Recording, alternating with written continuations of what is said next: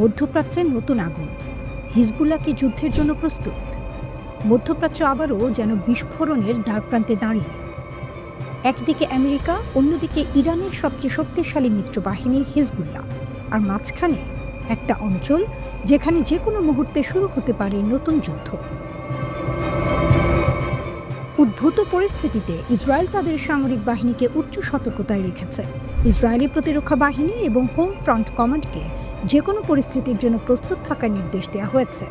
বিভিন্ন গোয়েন্দা সূত্রে জানা গেছে, ইরান সম্ভাব্য হামলা মোকাবিলায় তাদের মিত্র হিজবুল্লাহকে যুদ্ধে যোগ দেওয়ার জন্য চাপ দিচ্ছে।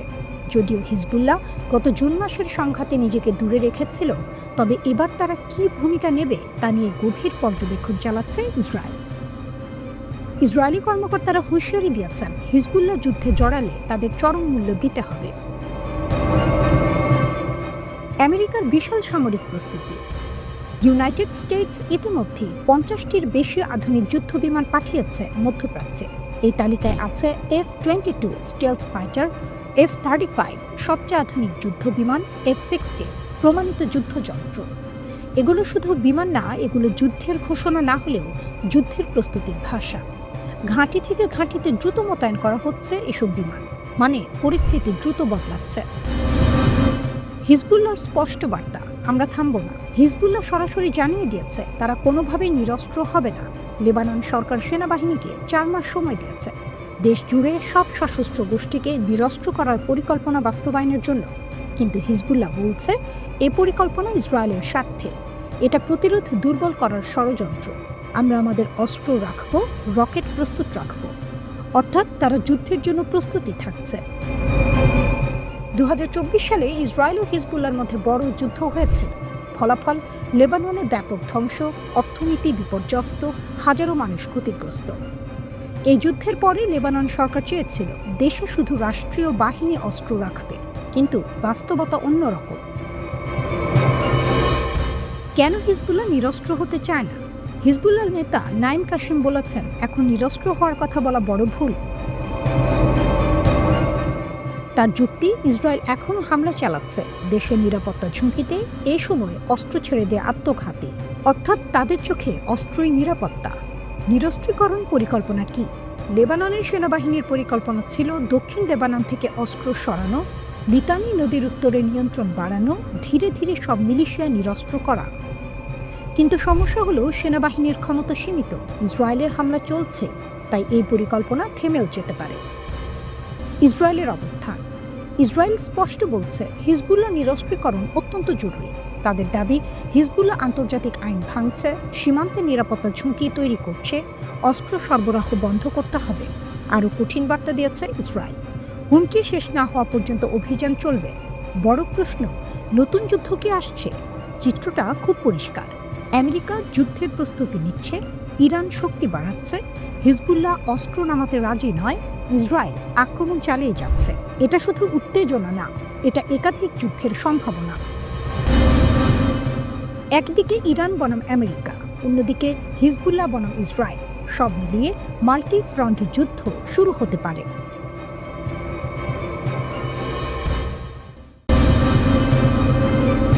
মধ্যপ্রাচ্যে আবারও উত্তেজনার নতুন অধ্যায় শুরু হয়েছে। এবার যুদ্ধক্ষেত্র আকাশে নয়, মাটির নিচে। নতুন স্যাটেলাইট ছবিতে দেখা গেছে ইরান তাদের এক গুরুত্বপূর্ণ ভূগর্ভস্থ সামরিক ঘাঁটির প্রবেশপথ শক্তিশালী করছে। এই ঘাঁটি অবস্থিত কোলাঙ্গা জলা পাহাড়ে, যাকে অনেকে কোড নেমে পাউন্ড পিক এক্স বলে। বহু বছর ধরে এই এলাকা ইরানের গোপন আন্ডারগ্রাউন্ড কার্যক্রমের সঙ্গে জড়িত। 10 ফেব্রুয়ারি তোলা হাই রেজলিউশনের স্যাটেলাইট ছবিতে দেখা যায় টানেলের মুখে ব্যাপক নির্মাণ কাজ চলছে। বড় ডাম্প ট্রাক, কংক্রিট মিক্সার, সব মিলিয়ে যেন পূর্ণমাত্রার ইঞ্জিনিয়ারিং প্রকল্প। বিশেষজ্ঞরা বলছেন, 2টি প্রধান টানেলের প্রবেশপথে নতুন করে কংক্রিটের শক্ত অবরোধ তৈরি করা হচ্ছে। লক্ষ্য একটাই, সম্ভাব্য বিমান হামলা বা বাংকার বাস্টার বোমার আঘাত থেকে সুরক্ষা। এটা কোনো বিচ্ছিন্ন ঘটনা নয়। একই সঙ্গে ইরান দেশের আরও কয়েকটি গুরুত্বপূর্ণ পারমাণবিক ও সামরিক স্থাপনায় একই ধরনের সুরক্ষা জোরদার করছে বলে দাবি উঠেছে।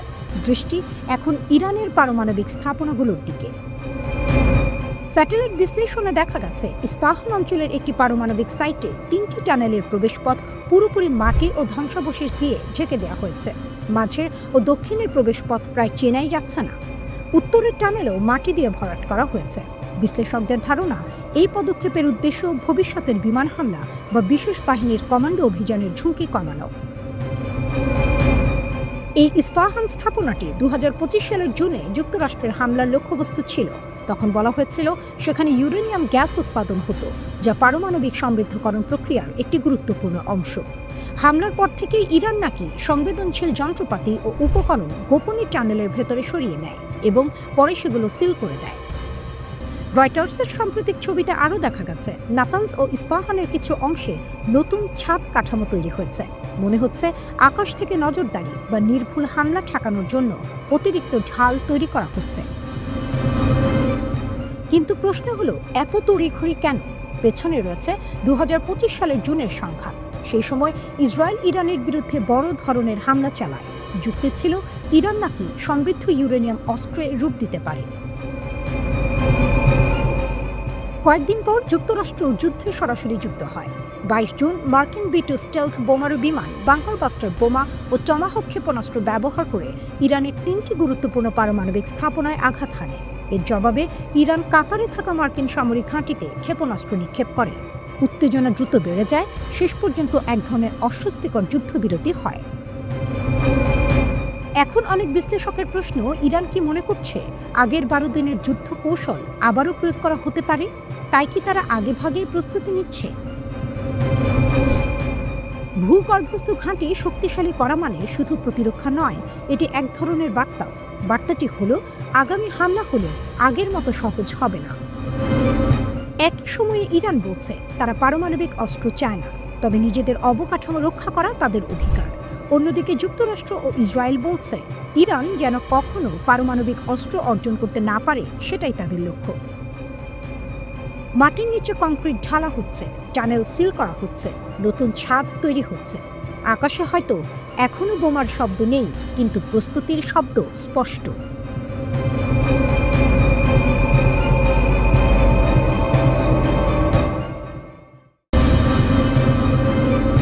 বিশ্বের সবচেয়ে শক্তিশালী দেশ যদি বলে আমরা তোমার শাসন ব্যবস্থা বদলে দেব, তাহলে কি হয়? আর যদি সেই হুমকির জবাবে কেউ দাঁড়িয়ে বলে 47 বছরেও পারেনি, এবারও পারবে না, তাহলে? মঞ্চে দুই চরিত্র, একদিকে ডোনাল্ড ট্রাম্প, অন্যদিকে আয়াতুল্লাহ আলী খামেনি। মধ্যখানে পারস্য উপসাগরের উত্তাল জলরাশি আর তার নিচে ফুটতে থাকা বারুদের গন্ধ। টেলিভিশনে দেওয়া ভাষণে খামেনি সরাসরি প্রত্যাখ্যান করেছেন ট্রাম্পের শাসন ব্যবস্থা পরিবর্তনের হুমকি। তার কণ্ঠ ছিল কঠোর, দৃঢ়, প্রায় চ্যালেঞ্জ ছুড়ে দেওয়ার মতো। তিনি বলেন তার পূর্বসূরিদের মতো ট্রাম্পও ইরানকে ধ্বংস করতে ব্যর্থ হবে। এই বক্তব্য শুধু রাজনৈতিক প্রতিক্রিয়া নয়, এ এক ঐতিহাসিক স্মরণ। খামেনি মনে করিয়ে দিয়েছেন গত 47 বছর ধরে আমেরিকা ইসলামী প্রজাতন্ত্র ইরানকে ধ্বংস করার চেষ্টা করেছে। নিষেধাজ্ঞা, সামরিক চাপ, কূটনৈতিক বিচ্ছিন্নতা সবই ছিল, কিন্তু ইরান টিকে আছে। এখানেই গল্পের টুইস্ট। কারণ একই সময়ে ওয়াশিংটনের চাপও কমেনি। তেহরানের পরমাণু কর্মসূচি বন্ধে যুক্তরাষ্ট্র ক্রমশ আরও কঠোর অবস্থান নিচ্ছে। ট্রাম্প মন্তব্য করেছেন ইরানের শাসন ব্যবস্থার পরিবর্তনই দেশটির জন্য সবচেয়ে মঙ্গলজনক হবে। এ যেন সরাসরি রেজিম চেঞ্জের ইঙ্গিত। খামেনির জবাব ছিল আরও তীক্ষ্ণ। তিনি বলেন পরমাণু প্রযুক্তি ইরানের সহজাত অধিকার, কোনো চাপের মুখে তারা মাথা নত করবে না। এখানে মূল প্রশ্ন, এই অধিকার বনাম হুমকির সংঘর্ষ কোথায় গিয়ে থামবে? পারস্য উপসাগরে যুক্তরাষ্ট্রের বিশাল সামরিক উপস্থিতি এখন আর গোপন কিছু নয়। বিমানবাহী রণতরী, ডেস্ট্রয়ার, অতিরিক্ত বিমান সবই মোতায়েন। কিন্তু খামেনির ভাষায় একটি যুদ্ধজাহাজ অবশ্যই বিপজ্জনক অস্ত্র, কিন্তু তার চেয়েও বড় বিপদ হলো সেই অস্ত্র যা ওই জাহাজকে ডুবিয়ে দেওয়ার ক্ষমতা রাখে। এই একটি বাক্যই উত্তেজনার পারদ চড়ানোর জন্য যথেষ্ট। এটি কেবল প্রতিরক্ষার কথা নয়, এটি প্রতিরোধের ঘোষণা। গত জুনে ইসরায়েল ও ইরানের মধ্যে 12 দিনের যুদ্ধের পর পরিস্থিতি আরও জটিল হয়ে উঠেছে। সেই সংঘর্ষের সময় ওয়াশিংটন ইরানের পরমাণু কেন্দ্রে বোমা হামলা চালায়, পাশাপাশি মধ্যপ্রাচ্যে দ্বিতীয় বিমানবাহী রণতরী সহ অতিরিক্ত নৌবাহিনী মোতায়েন করে। অর্থাৎ সামরিক প্রস্তুতি বাস্তব, এর সঙ্গে যোগ হয়েছে অর্থনৈতিক চাপ, নিষেধাজ্ঞা, অভ্যন্তরীণ অস্থিরতায় কথিত মার্কিন মদদ, এসব বিষয় তেহরানকে ক্ষুব্ধ করেছে। কিন্তু এখানেই আরেকটি অপ্রত্যাশিত অধ্যায়। সামরিক উত্তেজনার মাঝেও ওমানে দুই দেশের মধ্যে পরোক্ষ আলোচনা চলছে। ইরান এটিকে শুভ সূচনা বলছে। তেহরান বলছে একটি ন্যায্য ও ন্যায়সঙ্গত চুক্তির মাধ্যমে নিষেধাজ্ঞা প্রত্যাহার হলে তারা ইউরেনিয়াম সমৃদ্ধকরণ কমাতে রাজি। কিন্তু ওয়াশিংটনের অবস্থান আলাদা। তারা চায় ইরানের পুরো পরমাণু কর্মসূচি পুরোপুরি বন্ধ হোক। এখানেই মূল দ্বন্দ্ব। এক পক্ষ বলছে কমাবো, অন্য পক্ষ বলছে বন্ধ করো। এটি কেবল দুই দেশের লড়াই নয়, এটি শক্তি, সার্বভৌমত্ব ও কৌশলগত প্রভাবের লড়াই। ট্রাম্পের বক্তব্য মূলত অভ্যন্তরীণ ও আন্তর্জাতিক বার্তা। আমরা কঠোর। খামেনির জবাবও একইভাবে বার্তা, আমরা ভাঙব না। কিন্তু বাস্তবতা হলো দুই দেশই সরাসরি পূর্ণাঙ্গ যুদ্ধে যেতে চায় না। কারণ পারস্য উপসাগর শুধু মানচিত্রের জলরাশি নয়, এটি বিশ্ব জ্বালানি সরবরাহের কেন্দ্রবিন্দু। এখানে আগুন লাগলে তার ধোঁয়া পৌঁছাবে এশিয়া, ইউরোপ, আমেরিকা সবখানে। ট্রাম্প কি সত্যি ইরানকে ধ্বংস করতে পারবেন, নাকি এই উত্তেজনা শেষ পর্যন্ত কূটনীতির টেবিলেই ঠান্ডা হবে?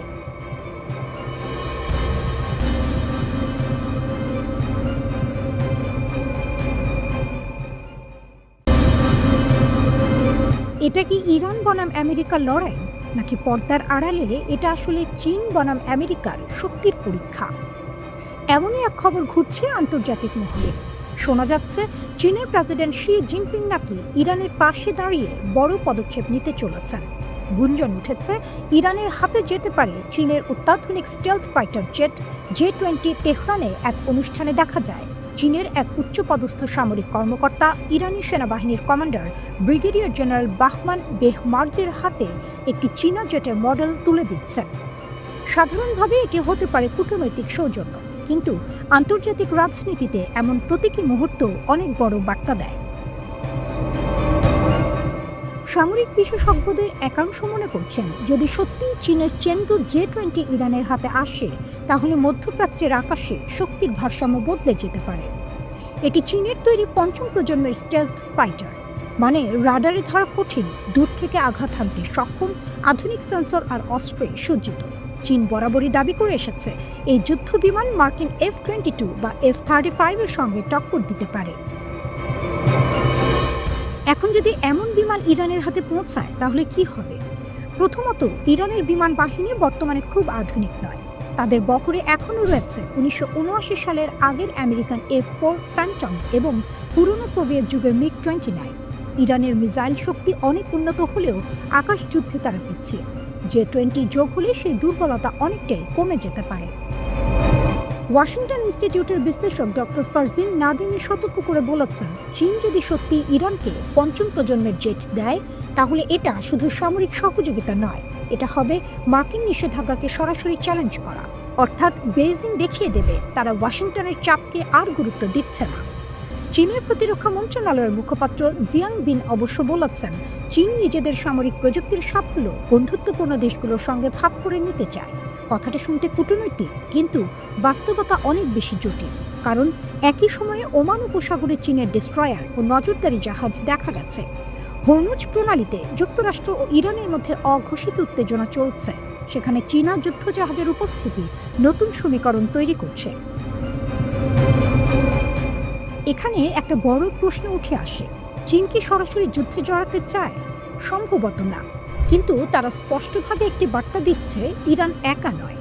ইসরায়েলও এই পরিস্থিতি নিয়ে উদ্বিগ্ন। গত জুনে ইরান ইসরায়েল সংঘাতে দেখা গেছে ইরানের মিসাইল হামলা বেশ কার্যকর ছিল, কিন্তু আকাশযুদ্ধে ইরানের সীমাবদ্ধতা স্পষ্ট। যদি সেই সীমাবদ্ধতা J-20 দিয়ে পূরণ হয়, তাহলে ইসরায়েলের আকাশ প্রতিরক্ষা কৌশল নতুন করে ভাবতে হবে। আরেকটি দিক হলো রাশিয়া। ইতিমধ্যে রাশিয়া ইরানের পাশে সমর্থন জানিয়েছে। এখন যদি চীনও সরাসরি সামরিক সহযোগিতা বাড়ায়, তাহলে যুক্তরাষ্ট্রের সামনে তৈরি হবে এক নতুন চ্যালেঞ্জ। এই পুরো ঘটনাকে দুইভাবে দেখা যায়। এক, এটা কেবল প্রতীকী উপহার, বাস্তবে কোনো জেট দেয়া হবে না। দুই, এটা একটি বড় কৌশলের অংশ, ধীরে ধীরে ইরানকে আধুনিক অস্ত্রে শক্তিশালী করে তোলা।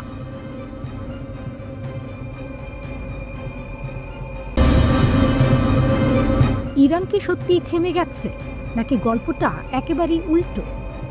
2025 সালে যুক্তরাষ্ট্র ও ইসরায়েলের ভয়াবহ বিমান হামলার পর বিশ্বজুড়ে একটি বার্তা ছড়িয়ে পড়েছিল, ইরানের পারমাণবিক কর্মসূচি প্রায় শেষ। হোয়াইট হাউস তখন দাবি করেছিল তেহরানকে বহু বছর পিছিয়ে দেওয়া হয়েছে, কিন্তু 2026 সালে এসে চিত্রটা যেন অন্য কথা বলছে।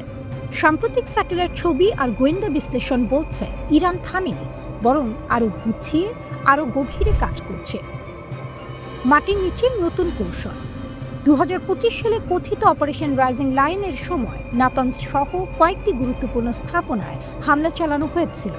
ক্ষয়ক্ষতি হয়েছিল, এটা অস্বীকার করার উপায় নেই, কিন্তু বিশ্লেষকদের মতে ইরান আগেই একটি জিনিসে দক্ষ ছিল, ভূগর্ভস্থ স্থাপনা তৈরি। এখন তারা সেই কৌশল আরও বাড়িয়েছে। গোপন ল্যাবরেটরি, পারমাণবিক স্থাপনা সবকিছু ধীরে ধীরে মাটির অনেক গভীরে সরিয়ে নেওয়া হয়েছে, এমন গভীরতায় যেখানে সাধারণ বোমা তো দূরের কথা, বিশেষ বাংকার বাস্টার বোমাও পৌঁছাতে হিমশিম খায়। মানে হলো শুধুমাত্র আকাশ থেকে বোমা ফেলে এই অবকাঠামো পুরোপুরি ধ্বংস করা প্রায় অসম্ভব হয়ে যাচ্ছে।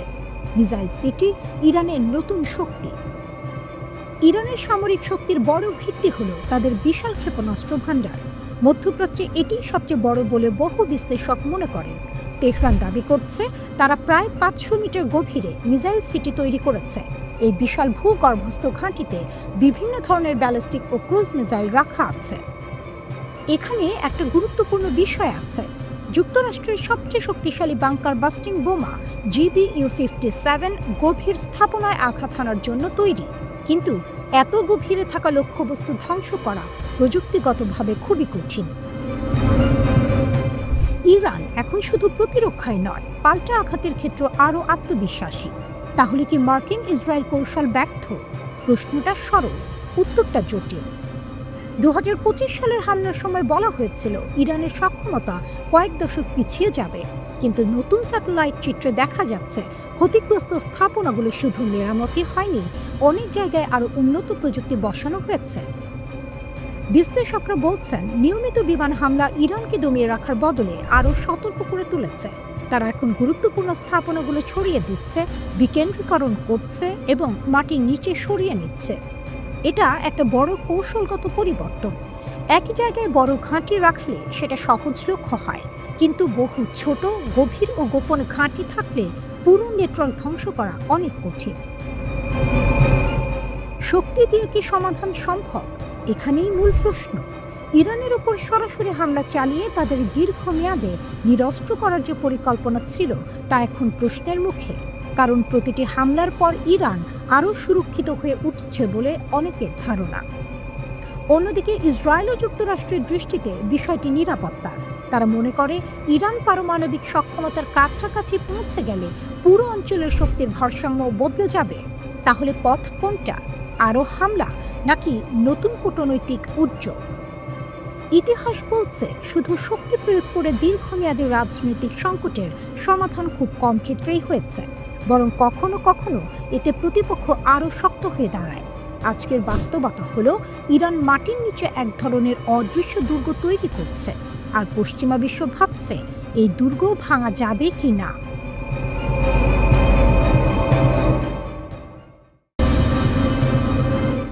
মার্কিন যুদ্ধজাহাজ কি শুধু দেখানোর জন্য, নাকি এর আড়ালে লুকিয়ে আছে বড় কোনো সামরিক পরিকল্পনা? ডোনাল্ড ট্রাম্প কি সত্যি ইরানের বিরুদ্ধে লক্ষ্যভিত্তিক হামলার চিন্তা করছেন?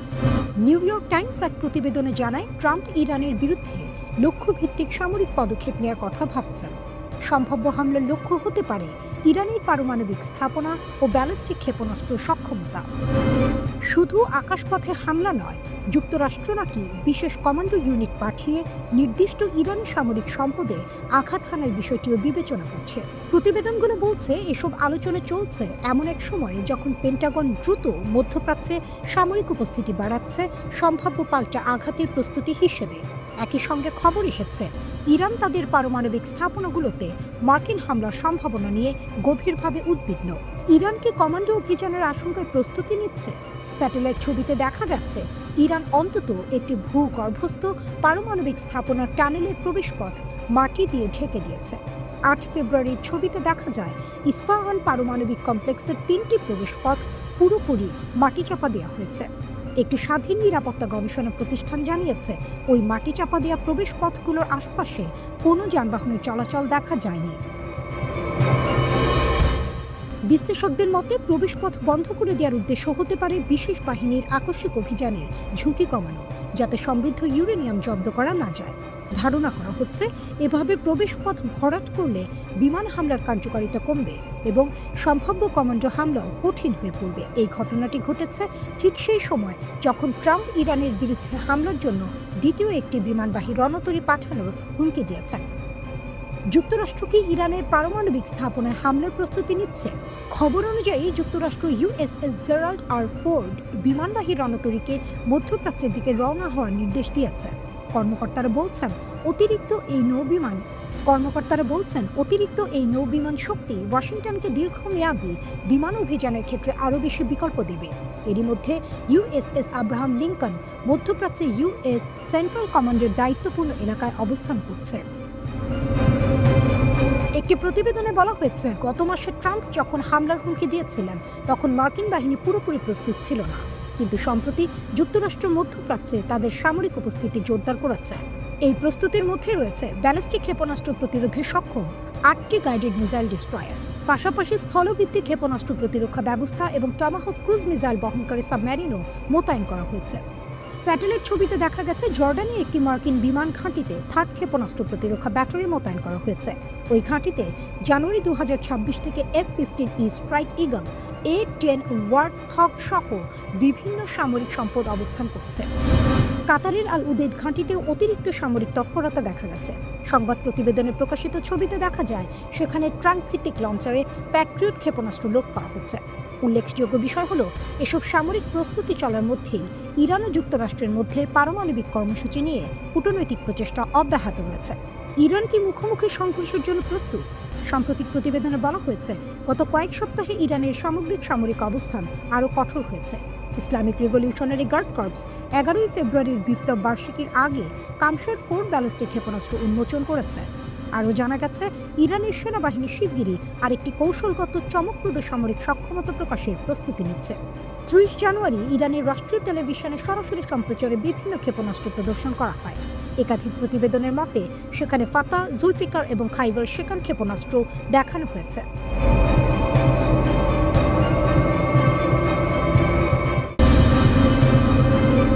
মধ্যপ্রাচ্যের আকাশে আবারও উত্তেজনার ঘনঘটা। এবার কেন্দ্রবিন্দুতে ইয়েমেনের হুথি আন্দোলন। তারা দাবি করেছে ফেব্রুয়ারির 12 তারিখে তারা নতুন ধরনের ক্ষেপণাস্ত্রের একাধিক পরীক্ষা চালিয়েছে। শুধু তাই নয়, কিছু ক্ষেপণাস্ত্রে নাকি একাধিক ওয়ারহেডও রয়েছে, আর কয়েকটির পাল্লা 2000 কিলোমিটারের বেশি। এই ঘোষণার সময়টাও গুরুত্বপূর্ণ, কারণ একই সময় যুক্তরাষ্ট্র ও ইরানের মধ্যে উত্তেজনা তুঙ্গে। প্রশ্ন উঠছে, এটা কি কেবল প্রযুক্তিগত পরীক্ষা নাকি বড় সংঘাতের প্রস্তুতি?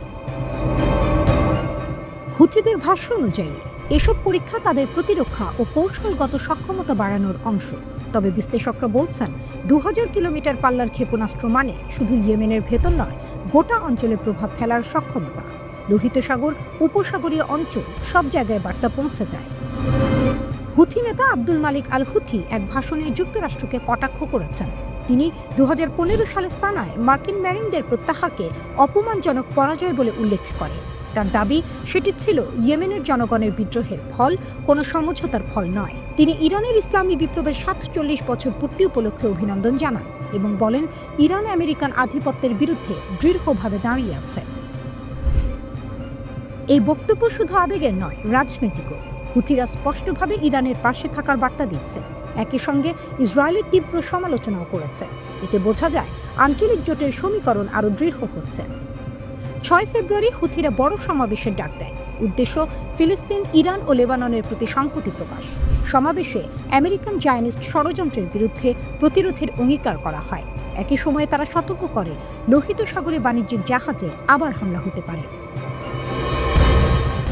এই হুমকির পেছনে আরেকটি ঘটনা রয়েছে। যুক্তরাষ্ট্র তাদের বিমানবাহী রণতরী ইউএসএস আব্রাহাম লিঙ্কনকে অঞ্চলে পাঠিয়েছে। ওয়াশিংটন তেহরান উত্তেজনার মধ্যে এই মোতায়েন স্পষ্ট শক্তির বার্তা। ঠিক তখনই হুথিরা একটি ভিডিও প্রকাশ করে, যেখানে জ্বলন্ত জাহাজের দৃশ্যের সঙ্গে লেখা শিগগিরই। এতে স্বাভাবিকভাবে ইসরায়েলের নিরাপত্তা মহল নড়ে চড়ে বসেছে। ইসরায়েলের সেনাপ্রধান আইয়াল জামির একাধিক উচ্চ পর্যায়ের বৈঠক করেছেন। তিনি ইয়েমেনে সম্ভাব্য লক্ষ্যবস্তু তালিকা হালনাগাদ করার নির্দেশ দিয়েছেন। অর্থাৎ ইসরায়েল সম্ভাব্য হুথি হামলার জন্য প্রস্তুতি নিচ্ছে। আরেকটি বড় প্রশ্ন, হুথিরা কি সরাসরি যুক্তরাষ্ট্র ইরান সংঘাতে অংশ নিতে পারে? কিছু প্রতিবেদনে বলা হয়েছে, সংঘাত হলে তারা ইরানের রিভলিউশনারি গার্ডের সঙ্গে সমন্বয় করে পদক্ষেপ নিতে পারে। যদিও এ নিয়ে আনুষ্ঠানিক কিছু বলা হয়নি, তবুও সম্ভাবনাটি পুরোপুরি উড়িয়ে দেওয়া যাচ্ছে না। এখানে কৌশলগত চিত্রটা বুঝতে হবে। লোহিত সাগর বিশ্ব বাণিজ্যের জন্য অত্যন্ত গুরুত্বপূর্ণ রুট। যদি সেখানে আবার হামলা শুরু হয়, তাহলে বৈশ্বিক সরবরাহ ব্যবস্থা, তেলের দাম, এমনকি এশিয়া ইউরোপ বাণিজ্য প্রভাবিত হবে। ফলে হুথিদের ক্ষেপণাস্ত্র পরীক্ষা কেবল সামরিক নয়, অর্থনৈতিক সংকেত বহন করে। সব মিলিয়ে পরিস্থিতি এমন, একদিকে যুক্তরাষ্ট্র শক্তি প্রদর্শন করছে, অন্যদিকে ইরান তার মিত্রদের মাধ্যমে আঞ্চলিক বার্তা দিচ্ছে, আর হুথিরা সেই বার্তার অন্যতম প্রধান বাহক হয়ে উঠছে। প্রশ্ন হলো, এই শক্তি প্রদর্শন কি শুধুই প্রতিরোধমূলক, নাকি বড় কোনো সংঘাতের ভূমিকা? 2000 কিলোমিটার পাল্লার ক্ষেপণাস্ত্র, একাধিক ওয়ারহেড, লোহিত সাগরে হুমকি, সবকিছু মিলিয়ে এক জটিল সমীকরণ তৈরি হয়েছে। কূটনীতি এখনো পুরোপুরি বন্ধ হয়নি, কিন্তু মিসাইল পরীক্ষার শব্দ কূটনৈতিক আলোচনার ওপর ছায়া ফেলছে।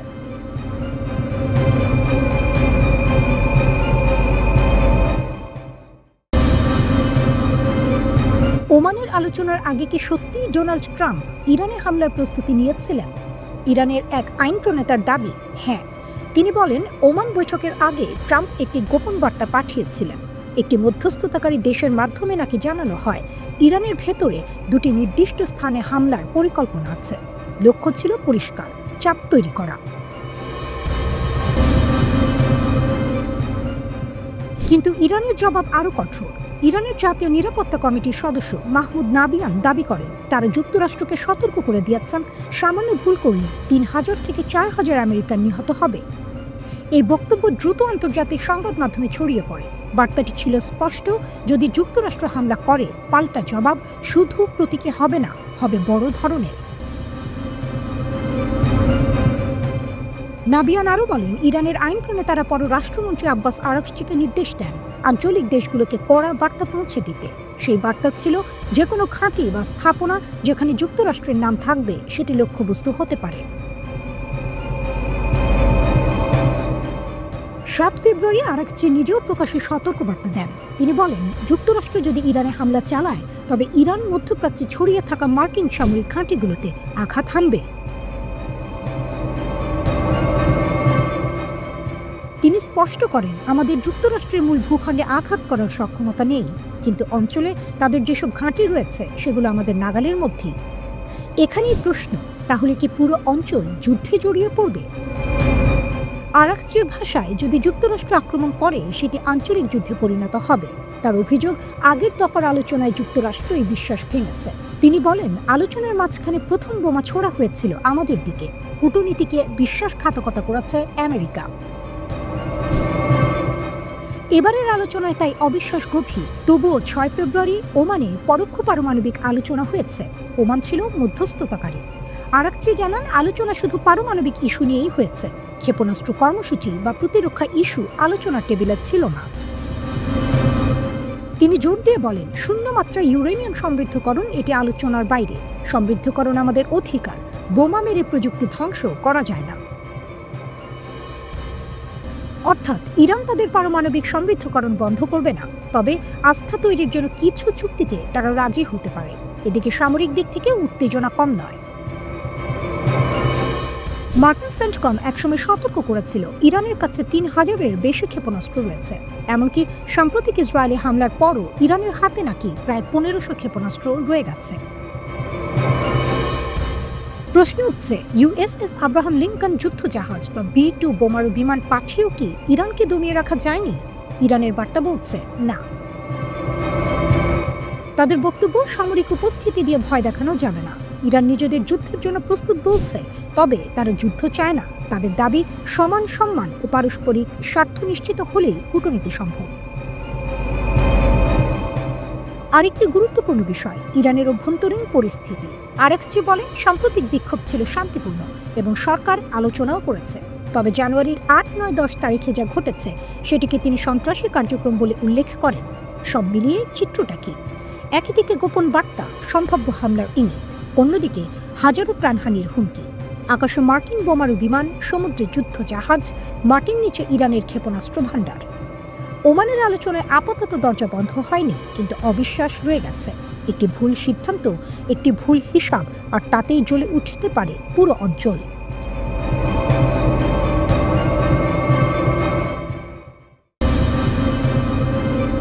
ইরানের মাটির অনেক গভীরে আস্ত শহর আছে।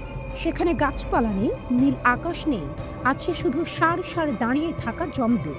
ইরানের সেই রহস্যময় মিসাইল সিটি এবং কিভাবে এই মাটির নিচের অস্ত্রগুলো বিশ্বের মানচিত্র বদলে দেওয়ার ক্ষমতা রাখে। মেজর জেনারেল মুসাভি সাহেব যখন সেই মিসাইল সিটি পরিদর্শনে গেলেন, ক্যামেরাগুলো সব হাঁ করে দেখছিল খোররামশার 4 নামের একটা ক্ষেপণাস্ত্রকে। খোররামশার নামটা সুন্দর, কিন্তু এর ভেতরে 13 মিটার লম্বা এক ধ্বংসলীলা ঘুমিয়ে আছে। 2000 কিলোমিটার দূরের কোনো শহরকে এক তুড়িতে ধুলো করে দেওয়ার ক্ষমতা রাখে সে। কি অদ্ভুত ইরানি বিজ্ঞানীদের বুদ্ধি! এক নিমিষে শত্রু শহর পুড়িয়ে দেওয়ার জাদুমন্ত্র। টিভিতে এই দৃশ্য দেখানোর কথা ছিল। রাত 8:30টার সংবাদের জন্য ইরানের সবাই হয়তো সোফার ওপর পা তুলে বসেছিল, কিন্তু শেষ মুহূর্তে খবরটা আর এলো না। জাতীয় নিরাপত্তা নামের এক গাম্ভীর্যপূর্ণ অজুহাতে সরিয়ে নেওয়া হলো ভিডিওটি। পর্দার আড়ালে কি হচ্ছে তা সাধারণ মানুষ কোনোদিন জানতে পারে না। তারা শুধু জানে একদিকে ভূগর্ভে মিসাইল সাজানো হচ্ছে। ইরানের স্টেট টিভি একটি ফুটেজ প্রকাশ করতে গিয়েও শেষ মুহূর্তে সরিয়ে নেয়। কেন? কারণ সেখানে যা দেখানো হয়েছিল তা কোনো সাধারণ অস্ত্র নয়।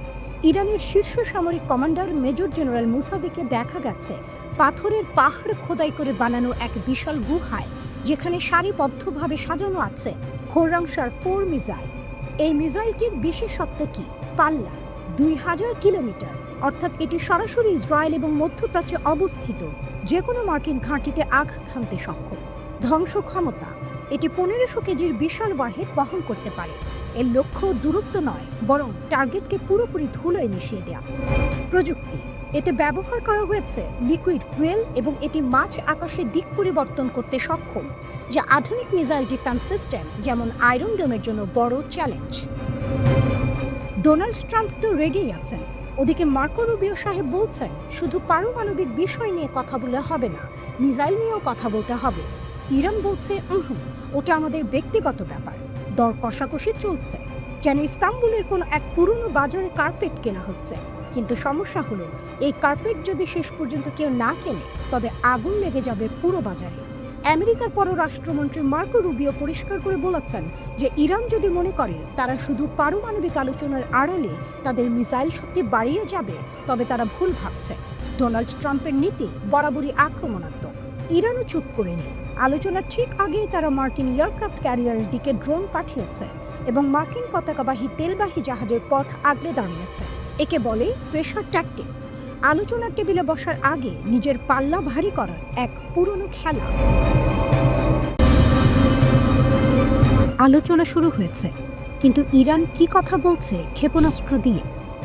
পুরো ঘটনাটা বুঝতে হলে আমাদের দুইটা জিনিস একসাথে দেখতে হবে। একদিকে আলোচনার টেবিল, অন্যদিকে মাটির গভীরে লুকানো মিসাইল ঘাঁটি। যুক্তরাষ্ট্রের সঙ্গে আলোচনা শুরুর ঠিক আগে ইরান তাদের নতুন আন্ডারগ্রাউন্ড মিসাইল সিটি প্রকাশ করল। সেখানে দেখানো হলো খোররামশার 4 নামের একটি ব্যালিস্টিক ক্ষেপণাস্ত্র। এটা কোনো কাকতালীয় ঘটনা না। ইরানি মিডিয়া বলছে মাস্কাটে ইরান আমেরিকা পরোক্ষ আলোচনার মাত্র কয়েক ঘন্টা আগে এই প্রদর্শন করা হয়।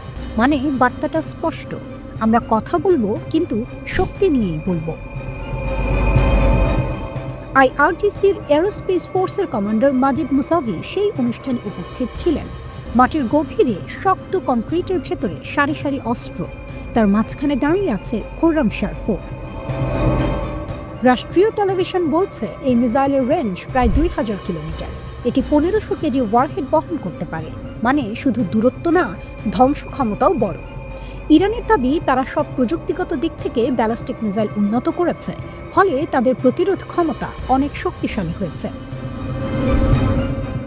ব্যালিস্টিক মিসাইলের আধুনিকায়ন ও সক্ষমতা বৃদ্ধির মাধ্যমে ইরান প্রতিরোধ ক্ষমতাকে নতুন উচ্চতায় নিয়ে গেছে বলে মন্তব্য করেছেন দেশটির সশস্ত্র বাহিনীর chief of staff major general Abdur Rahim Musavi. তিনি বলেছেন, শত্রুকে সমুচিত জবাব দিতে ইরানের ব্যালিস্টিক মিসাইল প্রস্তুত আছে। আরও বড় কথা হলো, ইরান বলছে তাদের সামরিক নীতি বদলেছে। আগে তারা ছিল প্রতিরক্ষামূলক অবস্থানে, কিন্তু 12 দিনের যুদ্ধের পর তারা নাকি ডিফেন্সিভ থেকে অফেন্সিভ ডক্ট্রিনে চলে গেছে।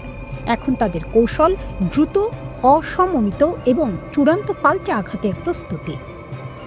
একজন গার্ড কর্মকর্তা সরাসরি বলেছেন, আমরা যুদ্ধ চাই না, কিন্তু যদি অন্য পক্ষ ভুল করে আমরা সিদ্ধান্তমূলক জবাব দেব। আইআরজিসির রাজনৈতিক উপপ্রধান ইয়াদুল্লাহ জাভানি রাষ্ট্রীয় গণমাধ্যমকে বলেন, আলোচনার টেবিলে বসা মানে সামরিক শক্তি থেকে সরে আসা নয়। তার ভাষায়, আমরা যুদ্ধ চাই না, কিন্তু প্রতিপক্ষ যদি ভুল করে তাহলে আমরা কঠোর জবাব দেব। এই মিসাইল 13 মিটার লম্বা, তরল জ্বালানিতে চলে, দ্রুত গতিতে ছুটতে পারে। এর ওয়ারহেড নাকি ম্যানুভার করতে পারে, যাতে আধুনিক মিসাইল ডিফেন্স সিস্টেমকে ফাঁকি দেওয়া যায়। 2017 সাল থেকে এর পরীক্ষা চলছে। ইরানের দাবি, 2024 ও 2025 সালে ইসরায়েলের বিরুদ্ধে হামলায় এটি ব্যবহারও হয়েছে। এই আন্ডারগ্রাউন্ড ঘাঁটির ভিডিও ইরানের রাষ্ট্রীয় টিভিতে সম্প্রচার হওয়ার কথা ছিল, কিন্তু হঠাৎ তা বাতিল করা হয়। জাতীয় নিরাপত্তার কারণ দেখিয়ে সম্প্রচার বন্ধ করা হয়। তবুও বার্তাটা পৌঁছে গেছে, পুরো বিশ্ব ইতোমধ্যে দেখে ফেলেছে। আর যদি কূটনীতি ব্যর্থ হয়, ট্রাম্প আগেই বহুবার বলেছেন সামরিক বিকল্প এখনও টেবিলে আছে, তাই ফোকাস আবার মাটির নিচে। একটি মিসাইল ঘাঁটি দেখানো হলো, তারপর ভিডিও লুকানো হলো। ইরান বলছে তারা শুধু নিরাপত্তার কারণে সম্প্রচার বন্ধ করেছে, কিন্তু বাস্তবতা হলো বার্তা পৌঁছে গেছে। তারা মনে করিয়ে দিয়েছে আলোচনা টেবিলের নিচে আগুনও আছে।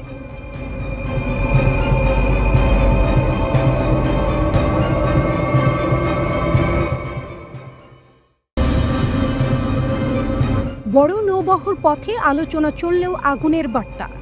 ইরান আমেরিকা টানটান পরিস্থিতি। আমাদের বড় আর্মাডা যাচ্ছে ওই দিকে, খুব শিগগিরই পৌঁছে যাবে।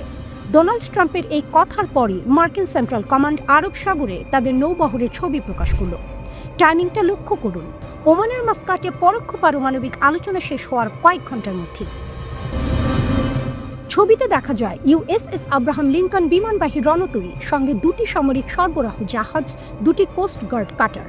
আকাশে উঠছে 5টি যুদ্ধ বিমান, 2টি F-35, 2টি FA-18E সুপার হর্নেট আর একটি AWACS আগাম সতর্কীকরণ বিমান। পোস্টের বার্তা, পিস থ্রো স্ট্রেংথ, মানে শক্তি দেখিয়েই শান্তি। তারিখ, লোকেশন স্বাধীনভাবে যাচাই করা যায়নি, কিন্তু বার্তাটা স্পষ্ট কথা চলছে, তবে শক্তিও প্রস্তুত। ট্রাম্প সাংবাদিকদের বলেন, ইরান চুক্তি করতে খুব আগ্রহী, তবে সতর্কবার্তা দেন চুক্তি না হলে পরিণতি খুব কঠিন। ভেনেজুয়েলার উদাহরণ টেনে বলেন, তাড়াহুড়া নেই, অবস্থান নিতে হবে, সময় আছে। আবার এটাও বলেন, নো নিউক্লিয়ার ওয়েপন্স, এটাই লাল রেখা। এদিকে যুক্তরাষ্ট্র অঞ্চলে সামরিক উপস্থিতি বাড়িয়েছে।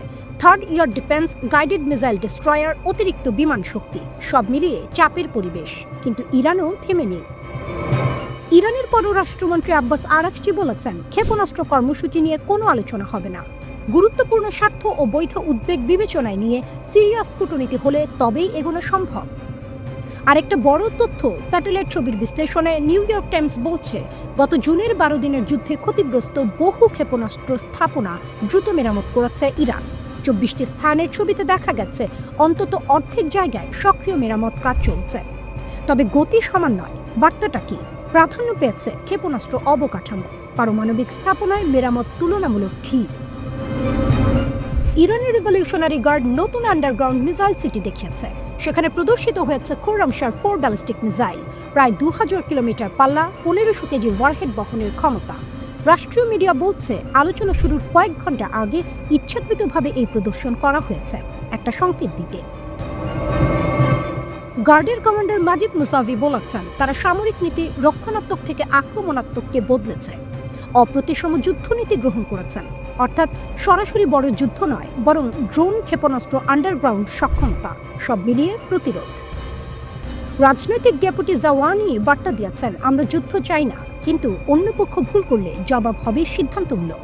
একদিকে মাস্কাটে দরজা বন্ধ করে আলোচনা, অন্যদিকে সমুদ্রে নৌবহর, আকাশে যুদ্ধ বিমান, মাটির নিচে ক্ষেপণাস্ত্র শহর। ট্রাম্প বলছেন চুক্তি হলে ভালো, না হলে ফল খারাপ। ইরান বলছে কূটনীতি চলবে, কিন্তু সামরিক শক্তি ছাড়ব না। সবচেয়ে গুরুত্বপূর্ণ প্রশ্ন, এটা কি কূটনীতির মাধ্যমে ডি-এসকেলেশন, নাকি শক্তি দেখিয়ে দর কষাকষি? ইতিহাস বলে অনেক সময় শক্তি দেখানো আলোচনায় চাপ তৈরি করে, আবার কখনো ভুল হিসাব বড় সংঘাতে রূপ দেয়। এই মুহূর্তে দুই পক্ষই বার্তা দিচ্ছে আমরা প্রস্তুত। ডিপ্লোমেসি টেবিলে আছে, কিন্তু ফায়ার পাওয়ারও টেবিলে আছে। ঘড়ির কাঁটা চলছে, পরের বৈঠক শিগগিরই হতে পারে।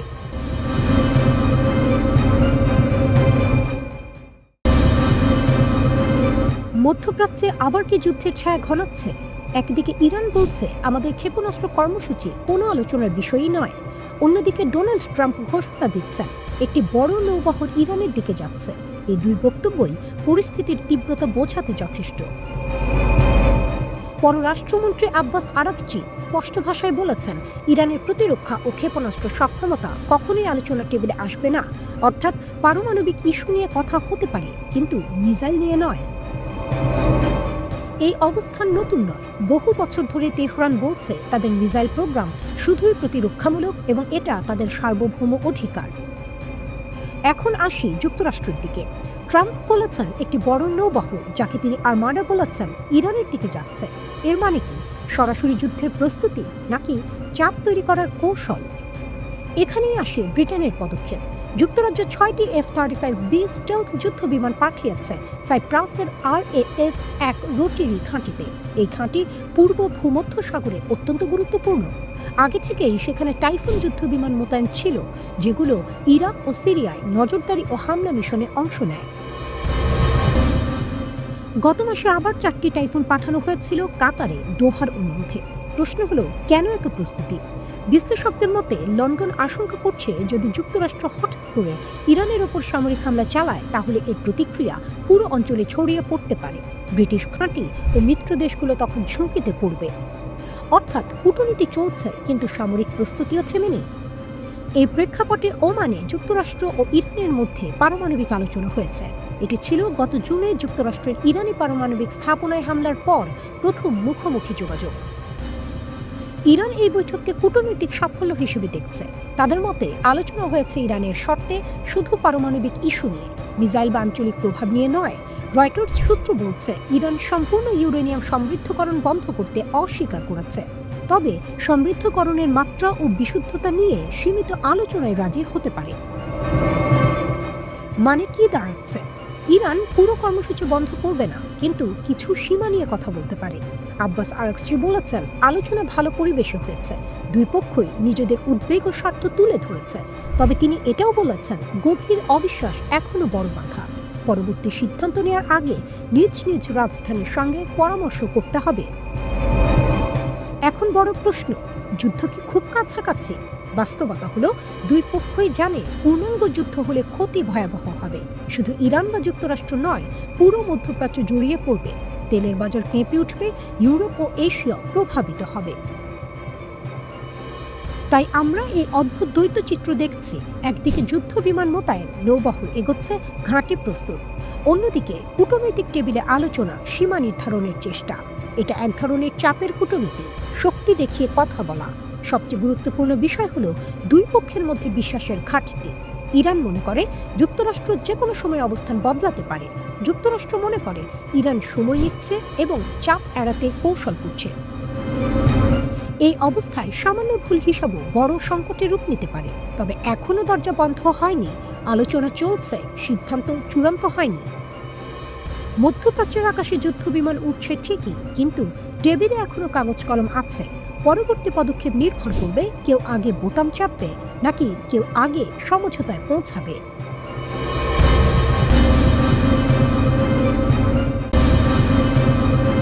সাগরের নিচে লুকিয়ে থাকা ইরানের কৃষ্ণ গহ্বর, কেন আতঙ্কে মার্কিন নৌবহর? মধ্যপ্রাচ্যে আবারও উত্তেজনা বাড়ছে। একদিকে মার্কিন প্রেসিডেন্ট ডোনাল্ড ট্রাম্পের কঠোর হুঁশিয়ারি, অন্যদিকে ইরানের পরমাণু কর্মসূচি। এই দুইয়ের সংঘাতে পুরো অঞ্চল নতুন করে অস্থির হয়ে উঠেছে। এমন পরিস্থিতিতে যুক্তরাষ্ট্র তাদের শক্তি দেখাতে মধ্যপ্রাচ্যে পাঠিয়েছে বিশাল Abraham Lincoln carrier strike group. কিন্তু প্রশ্ন হলো, এই শক্তির প্রদর্শন কি সত্যি যুক্তরাষ্ট্রকে নিরাপদ রাখছে, নাকি সাগরের নিচে লুকিয়ে থাকা ইরানের এক নীরব শক্তি মার্কিন নৌবাহিনীর জন্য বড় হুমকি হয়ে উঠছে? এই নীরব শক্তির নাম সাবমেরিন। সাবমেরিন কেন এত ভয়ঙ্কর? সাবমেরিন এমন একটি অস্ত্র যাকে দেখা যায় না, শোনা যায় না, কিন্তু আঘাত করার ক্ষমতা ভয়ঙ্কর, বিশেষ করে যখন সেটা হয় কিলো ক্লাস সাবমেরিন। প্রতিরক্ষা বিশ্লেষকরা কিলো ক্লাস সাবমেরিনকে বলেন সমুদ্রের ব্ল্যাক হোল বা কৃষ্ণ গহ্বর, কারণ এগুলো পানির নিচে এতটাই নিঃশব্দে চলে যে আধুনিক সোনার সিস্টেম দিয়েও অনেক সময় ধরা যায় না। ইরানের হাতে থাকা এই সাবমেরিনগুলো তৈরি হয়েছিল সোভিয়েত ইউনিয়নের সময় রাশিয়ার প্রযুক্তিতে। প্রতিটি সাবমেরিন প্রায় ৭৪ মিটার লম্বা এবং এর গায়ে বিশেষ ধরনের অ্যানিকয়েড টাইলস লাগানো থাকে। অ্যানিকয়েড টাইলস মানে কি? সহজ ভাষায় বললে, এই টাইলস সাবমেরিনের শরীরে লাগানো এমন এক ধরনের আবরণ যা শত্রুপক্ষের সোনার তরঙ্গ শুষে নেয়, ফলে সাবমেরিনের অবস্থান শনাক্ত করা কঠিন হয়ে যায়। সাবমেরিন সামনে থাকলেও শত্রু বুঝতেই পারে না। প্রতিটি কিলো ক্লাস সাবমেরিন প্রায় ১৮টি টর্পেডো বহন করতে পারে এবং কয়েকদিন পর্যন্ত পানির নিচেই থাকতে পারে। ইরানের হাতে কতগুলো আছে? বর্তমানে ইরানের নৌবাহিনীতে রয়েছে ৩টি তারেক ক্লাস সাবমেরিন, যেগুলো মূলত কিলো ক্লাসেরই ইরানি সংস্করণ। এগুলো ৮০-এর দশকে সোভিয়েত ইউনিয়ন থেকে সংগ্রহ করা হয়েছিল। এছাড়া ইরানের কাছে আছে আরও ছোট সাবমেরিন, ফাত্তা ক্লাস, গাদির ক্লাস। এই ছোট সাবমেরিনগুলো বিশেষভাবে উপযোগী অগভীর পানিতে চলাচলের জন্য। পারস্য উপসাগরের সমস্যা কোথায়? এখানে আসে একটি গুরুত্বপূর্ণ বিষয়। কিলো ক্লাস সাবমেরিন চালানোর জন্য দরকার অন্তত ১৬৪ ফুট গভীর পানি, কিন্তু পারস্য উপসাগরের প্রায় ২/৩ এলাকায় এত গভীর নয়। এর মানে এই বিশাল সাবমেরিনগুলো পুরো উপসাগরের সব জায়গায় চলতে পারে না। তাহলে কি এগুলো অকার্যকর? একদমই না। তাহলে হুমকি কোথায়? এই সাবমেরিনগুলো পুরো যুদ্ধ জেতার জন্য নয়, বরং অনিশ্চয়তা তৈরি করার জন্যই যথেষ্ট। যুদ্ধের সময় ইরান এগুলো ব্যবহার করতে পারে গুরুত্বপূর্ণ নৌপথ নজরদারিতে, পণ্যবাহী জাহাজ পাহারায়, শত্রু জাহাজের গতিবিধি শনাক্ত করতে। এগুলো মার্কিন নৌবাহিনীর জন্য বড় সমস্যা তৈরি করে, কারণ যুক্তরাষ্ট্রকে তখন সবসময় ভাবতে হয় সাবমেরিনটা কোথায়। এই অনিশ্চয়তাই আসল ভয়। এই পরিস্থিতি দেখায় যে আধুনিক যুদ্ধে শুধু বড় যুদ্ধ জাহাজ বা বিমানবাহী রণতরী সব নয়, কখনো কখনো সবচেয়ে ভয়ঙ্কর শক্তি থাকে চোখের আড়ালে, নীরবে।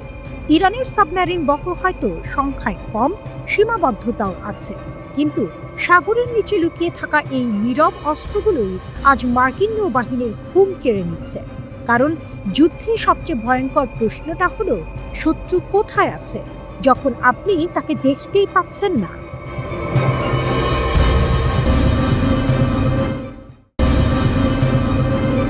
মধ্যপ্রাচ্যের আকাশে এখন বারুদের গন্ধ আর কূটনীতির ধোঁয়া দুই সমান্তরালে উঠছে। একদিকে ডোনাল্ড ট্রাম্প, যিনি গদিতে ফিরে বেশ একটা হম্বিতম্বি শুরু করেছেন। তার স্টাইলটা বরাবরই একটু আলাদা।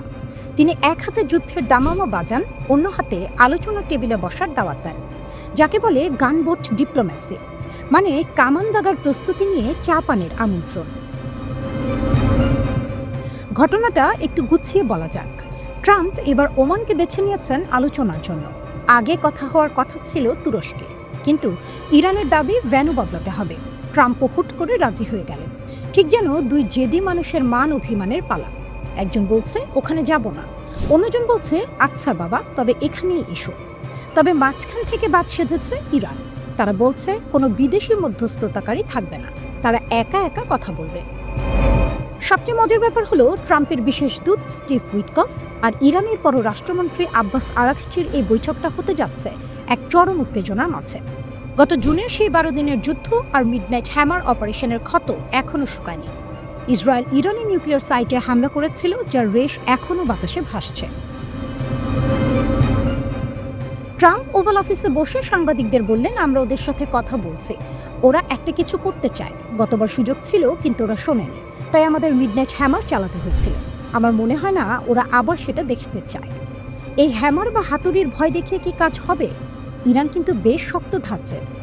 ইরানের উপর ট্রাম্পের ৩ শর্ত: ইউরেনিয়াম সমৃদ্ধকরণ শূন্যে নামাতে হবে, ব্যালিস্টিক মিসাইল বন্ধ করতে হবে, আর আঞ্চলিক লড়াইয়ে নাক গলানো চলবে না। ইরান বলছে এসব আমাদের সার্বভৌমত্বের উপর আঘাত। তবে ভেতরের খবর হলো ইরান নাকি ইউরেনিয়াম নিয়ে কিছুটা নমনীয় হতে পারে, কিন্তু মিসাইল ছাড়তে নারাজ। যুক্তরাষ্ট্রের সংবাদ মাধ্যম এক্সিওসের সংবাদদাতা বারাক রবিট বৈঠকের সম্ভাবনার কথা জানিয়ে সামাজিক যোগাযোগ মাধ্যম এক্সে পোস্ট দিয়েছেন। তার তথ্য অনুযায়ী ওমানি আলোচনায় আরব ও মুসলিম দেশগুলো যোগ দেবে কিনা তা নিয়ে আলোচনা এখনও চলছে। ট্রাম্প সতর্ক করে দিয়েছেন, কোনো চুক্তিতে না পৌঁছালে খারাপ কিছু ঘটতে পারে, যার ফলে ইসলামী প্রজাতন্ত্রের ওপর চাপ বৃদ্ধি পেয়েছে, যার ফলে বিমান হামলার পারস্পরিক হুমকির সৃষ্টি হয়েছে এবং বৃহত্তর যুদ্ধে পরিণত হওয়ার আশঙ্কা তৈরি হয়েছে। অন্যদিকে ইরান বলেছে তারা তাদের শক্তিশালী ব্যালিস্টিক ক্ষেপণাস্ত্র কর্মসূচিতে ছাড় দেবে না। আলোচনায় এটি একটি লাল রেখা বলে অভিহিত করা হচ্ছে। এদিকে সমুদ্রের নীল জলরাশি এখন আর নীল নেই। মার্কিন রণতরীগুলোর চাপে কালচে হয়ে গেছে। ইউএসএস আব্রাহাম লিঙ্কন আর তার সাঙ্গপাঙ্গরা পারস্য উপসাগরে চক্কর দিচ্ছে। ইসরায়েল আবার পেছন থেকে ট্রাম্পকে একটু খোঁচা দিচ্ছে, কখন হামলা হবে সেই চাপ কষে দিচ্ছে। ইরানের মুখপাত্র ইসমাইল বাঘাই সাহেব আবার বেশ গম্ভীর গলায় বললেন, আমেরিকা কোনো চরমপত্র বা ডেডলাইন দেয়নি, আর আমরা কারো হুমকির মুখে কথা বলি না। ইরান বসেনি, চীন আর রাশিয়ার সাথে মিলে নৌমহড়া চালাচ্ছে। শেষ পর্যন্ত কি হবে?